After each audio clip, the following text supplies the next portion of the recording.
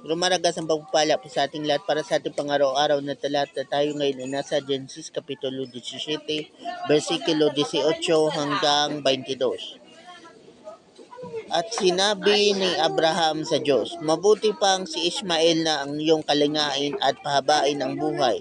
Nagkakamali ka, Abraham. Si Sarah ay magkakaanak ng isang lalaki at tatawagin mong Isaac, wika ng Diyos.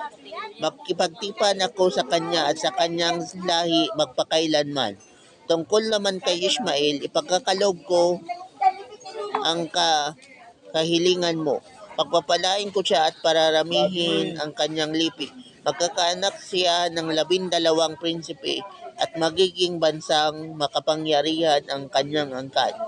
Ngunit hindi sa kanya matutupad ang ating tipan.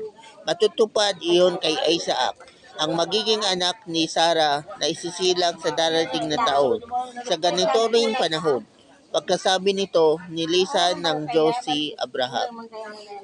So yun na nga po na bagamat may nauna ng anak si Abraham, yun ay si Ishmael, na ang nanay ay si Agar, ipinangako pa rin ng Diyos at siniguro ng Diyos na ang kanyang tipan ay kay Isaac na magiging anak ni Sarah.